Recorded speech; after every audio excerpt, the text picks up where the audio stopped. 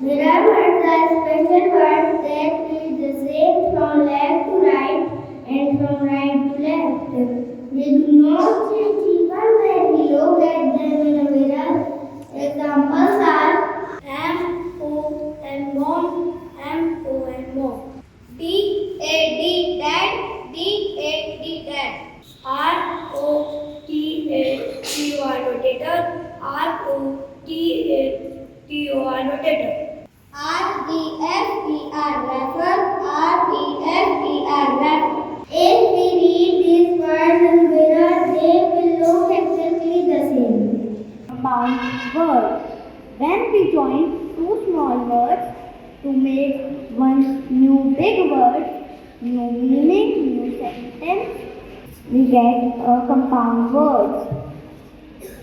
Example, rain plus bow, rainbow.